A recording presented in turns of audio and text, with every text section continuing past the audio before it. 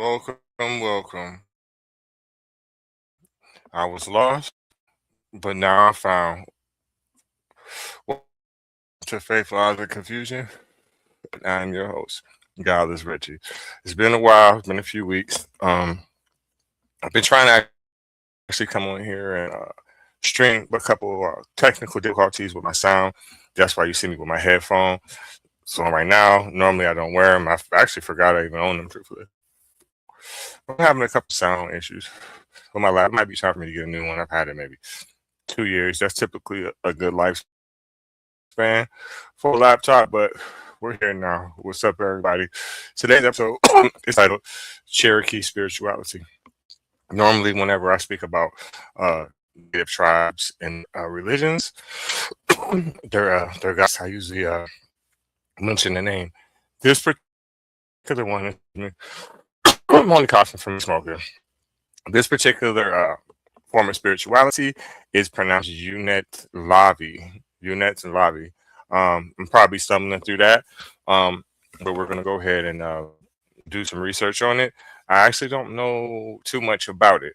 Um, a few months ago, well, a few weeks ago, I decided to stick with North American and South American spirituality. Um, Today, I was gonna pick a different one, but I said, you know what? Because people always claim to be Cherokee so much, let's investigate who's their God, what's the name of their God, and now we're here. So I'm gonna do a little bit of reading on it, and I'm gonna get the correct pronunciation of this. Give me 1 second. Go to my favorite source, Chat GPT. We'll cross reference it, but we'll start there and let's see what we can get.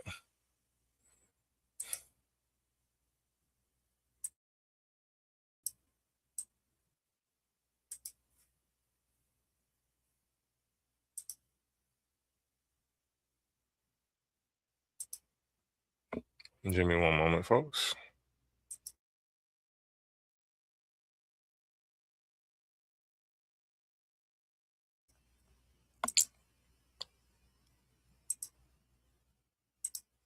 Okay, so it's pronounced the unetlanvhi. Unetlanvhi is a supreme being or a great spirit in Cherokee mythology, seen as the divine creator who made the world and humanity, often depicted as a loving, all-powerful entity with no human form, embodying concepts like maker of all things. I'm not going to try to stumble through the pronunciation of that word, and the one who lives alone. So the key aspects of this God, the creator God, the unetlanvhi, created the upper, lower, and central worlds and is responsible for all things, forms, and names, also known as something else. It's the unalanahi, nohi, and the kalviv tahi, ogi, ug, and galv something. I'm not going to try to pronounce that. Representing aspects like the creator, maker, in all things, and he who lives alone. Nature, a non corporeal, omnipresent, omniscient, immortal spirit with immeasurable power involved in healing and shaping reality. Roles in the myths featured in stories like Strawberry Myth, where the creator helps a couple, and legends about fire bringing, showcasing a benevolent paternal role. The missionary influence, the term was sometimes used by missionaries to translate God, leading to confusion with Christian concepts, but it represented a deep rooted native spiritual belief. Okay. So that's very interesting what I have read so far. And actually, the crazy thing about it, I was reading from wrong, but it gave a pretty decent idea of what we're working with this form of spirituality.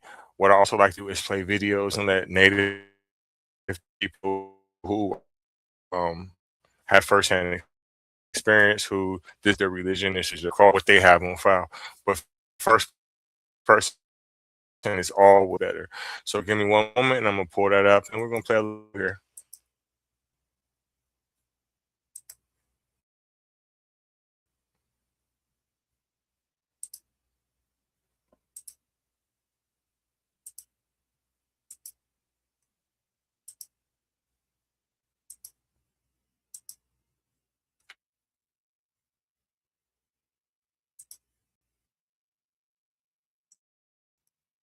of America had a number of stories told around the campfire of how the world came to be. Greatly separated by time, language, and natural barriers, many tribes of North America had different accounts of how the world was created. This program will of the southeastern Cherokee mythology tells of the world created by the Great Spirit, unetlanvhi.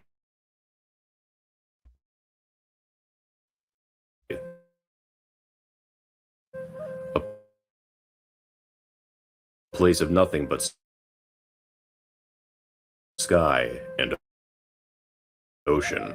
The sky realm, having scurried across the surface of the water, Dionysi wanted to rest, but with no land in sight, he proceeded to swim down to the bottom of the ocean and brought back mud to the surface, where it spread in all directions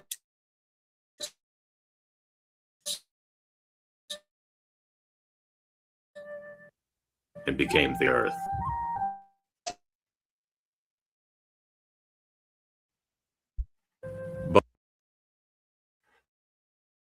Buzzard flew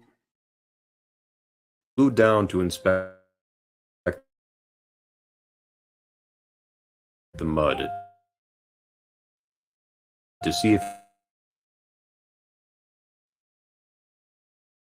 it was safe, but the mud was still. The new world was dark, and so unetlanvhi reached towards the heavens and set the sun on its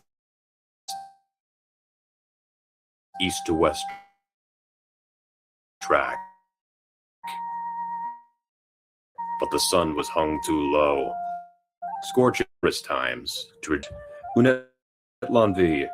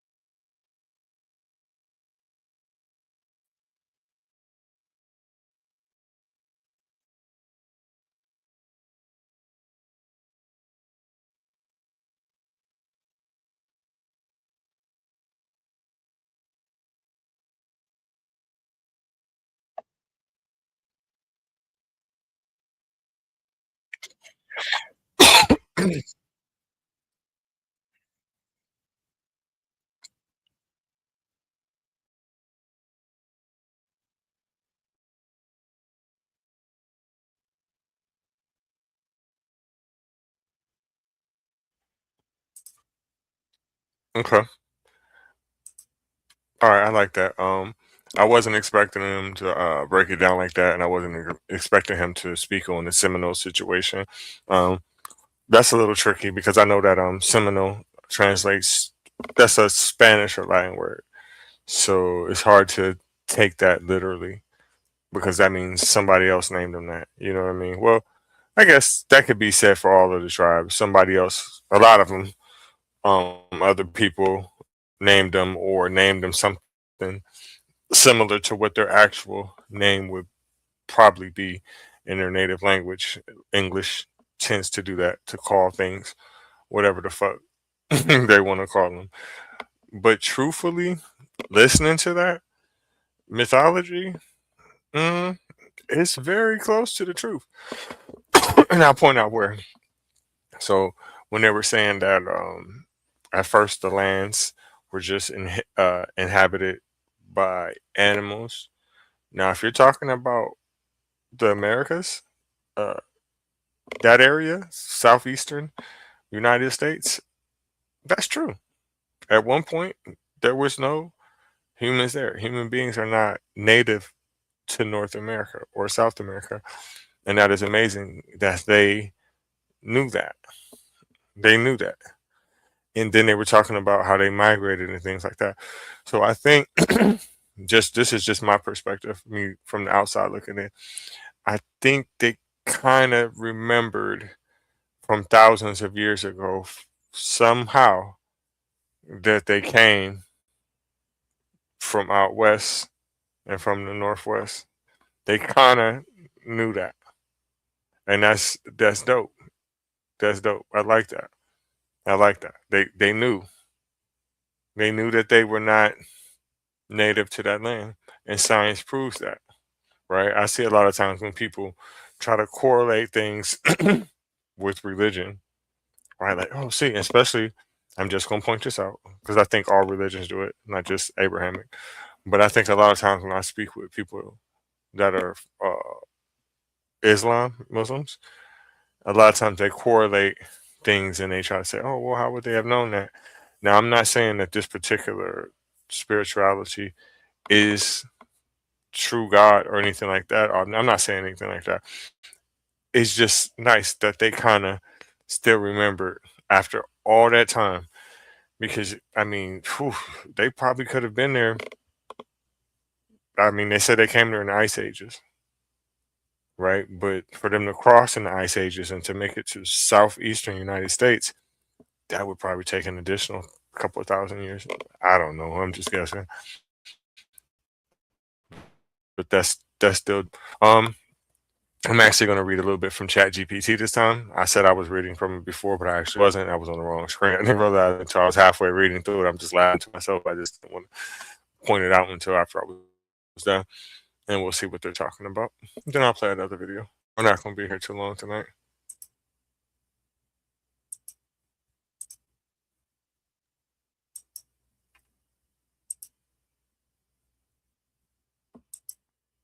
Okay. In traditional Cherokee spirituality, there isn't a single God. In the way many monotheistic religions define one. Instead, Cherokee beliefs center on the Great Spirit and have many powerful spiritual beings. The most important figure is the Unu Lanuhi, sometimes spell UNE dash TLANU apostrophe HI. Considered the Great Spirit or Creator, represents balance, harmony, and the life force of the universe, not usually personified or worshipped through idols. More of an all encompassing spiritual presence than a human like God. Other important spiritual beings include the thunder beings, powerful spirits associated with storms and justice, um, the little people, the Yunhi, uh, Sudusdi, spiritual beings who can help or trick human beings. Those sound like jinns. Animal spirits animals are seen as spiritual significance and considered, I mean, excuse me, and connected to humans. Cherokee spirituality focuses heavily on balance, respect for nature, and harmony between all living things rather than devotion to a single deity. Okay, I think that's interesting. Um, Broke it down very well. I'm glad that it didn't put too many different names of their gods and deities over and over and over, so I wouldn't keep stumbling through them. Won't he do it? I'm gonna play another video here, a little bit more from Wikipedia, and again, we're not here long, and I'm gonna get out of here. Hopefully, this video doesn't fuck up too bad. Give me a moment.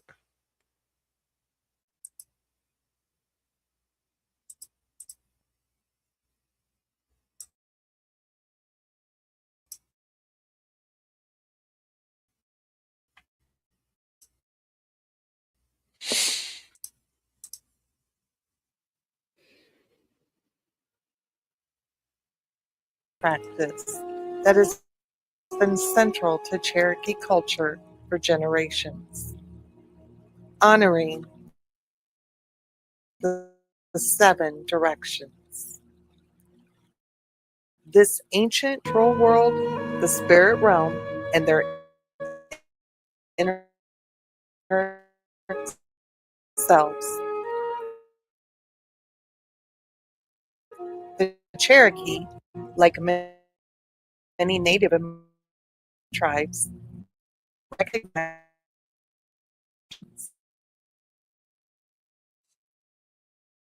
and north, as well as above, below, and within.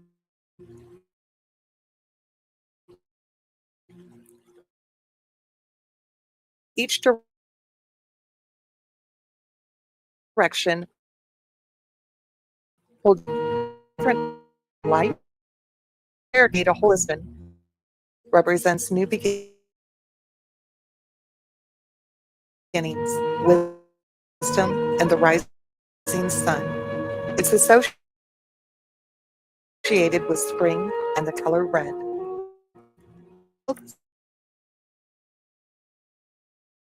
And the color and the setting sun.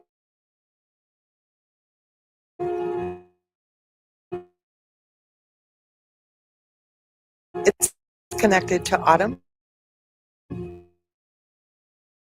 the color black. It was night sky and the color.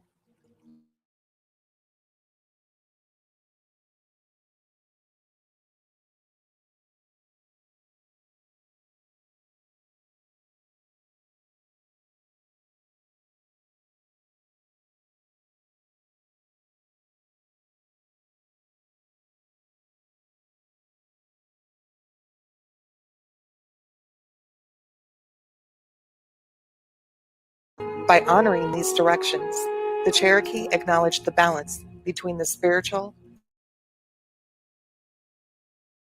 and the physical realm.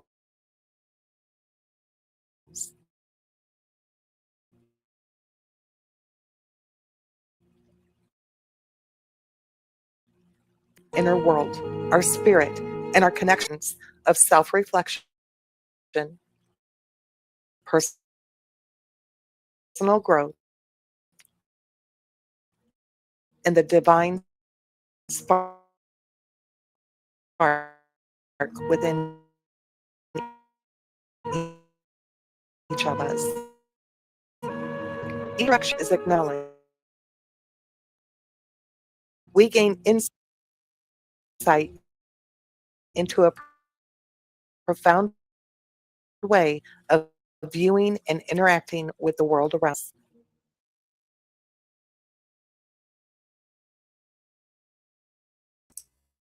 Okay, that was dope. The prayers and the directions. So again, I think a lot of people who claim to be Cherokee, because to me, that's the most that I hear people claim, and it's not just black people. I hear a lot of white people say it as well. Um, I think that they should probably watch this episode.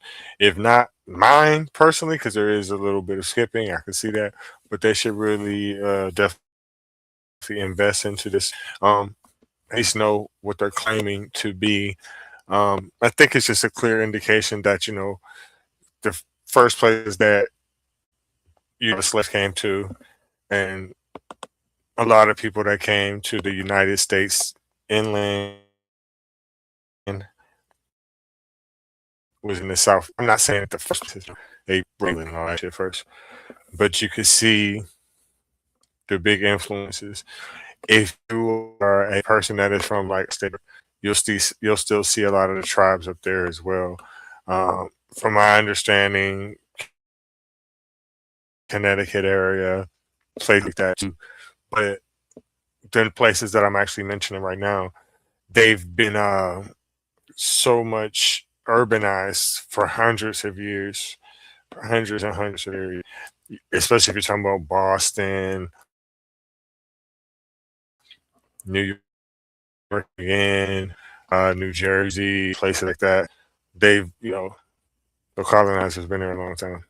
People been there a long time. Well, people were there before, it was the United. But those are some of the first places that they technically civilized and made cities and shit like that. Um, so, a lot of those tribes were pushed from the beginning. For example, Ohio, that's the Connecticut Reserve. So those people were from Connecticut, the state on west of Ohio, Indiana, and that was the land of the Indians that they called them at the time, which is not a true statement. They're not Indians. People from India are Indians. Doesn't make any sense. I'm sure people know the history to that story about Christopher Columbus and things like that. But let me read a bit more and then I'm going to get out of here. Thank you again for stopping by, taking time out to sit here and listen to me run my mouth and watch videos with me and learn with.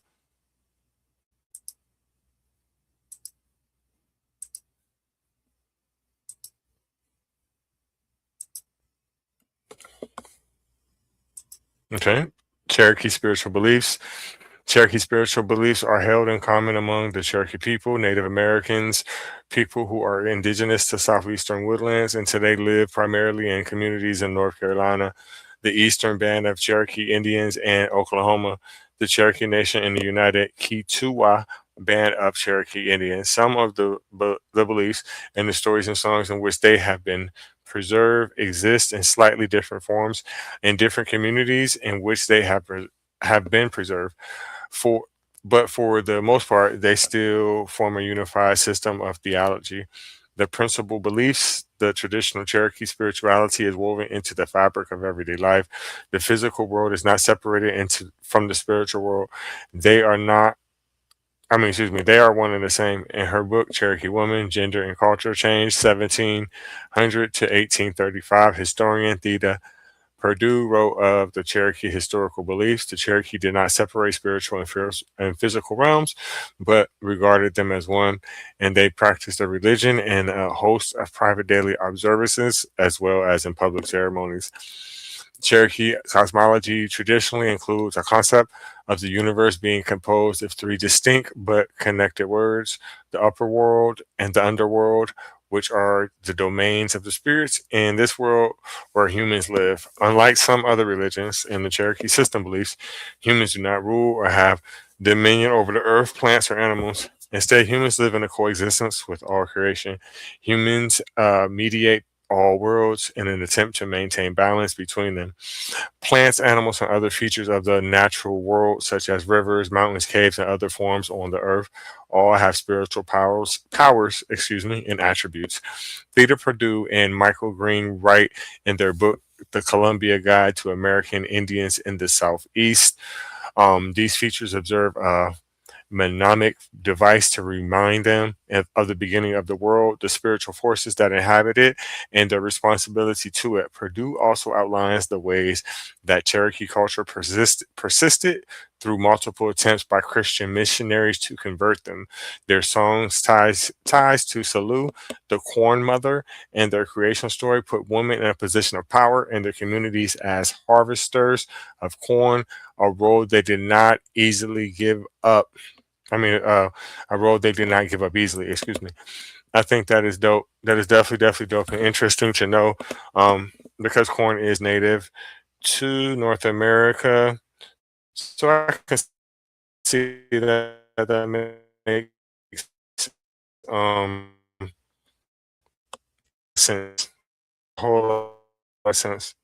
Um, I I'm gonna be back next week with more of faith, lies, and confusion. Hopefully, I get an interview with some people. I've been working on that lately.